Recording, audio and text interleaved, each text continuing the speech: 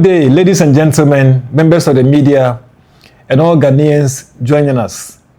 Today, I present Ghana's Consumer Price Index and inflation figures for September 2025.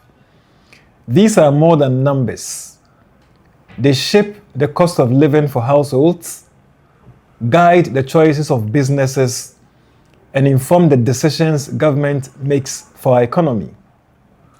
Let me begin with the headline figures.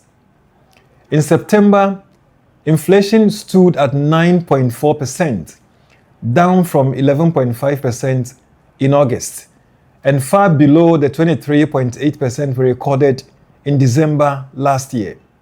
This is the lowest rate in 4 years, and the 9th consecutive month of decline. Month on month, prices rose by 0.9% between August and September.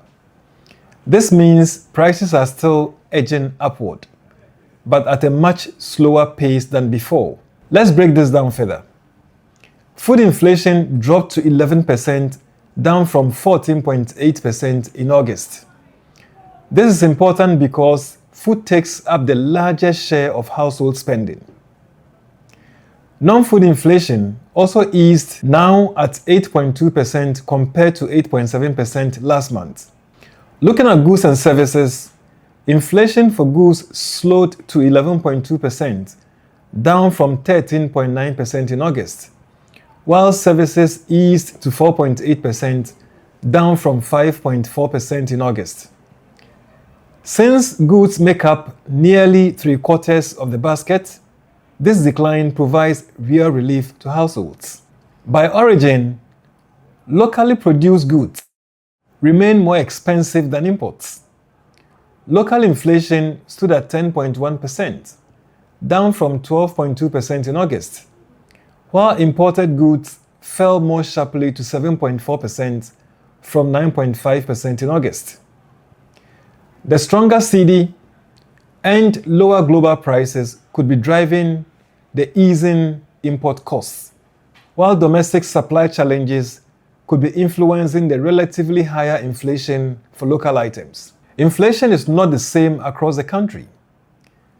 The Northeast region recorded the highest rates at 20.1%, while Bono East had the lowest at just 1.2%. Big regions such as Greater Accra and Ashanti recorded moderate rates, but because of their size, they contribute most to the national inflation of 9.4%. These differences remind us that supply conditions and transport costs matter greatly.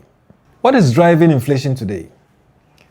The biggest factor is food, as its sharp inflation decline is pulling inflation down. But at the same time, housing, utilities, and transport costs are putting fresh pressure on households in the short term.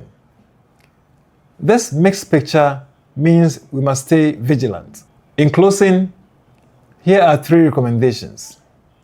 For households, take advantage and plan ahead. For businesses, use this window of stability to improve efficiency and strengthen local supply chains.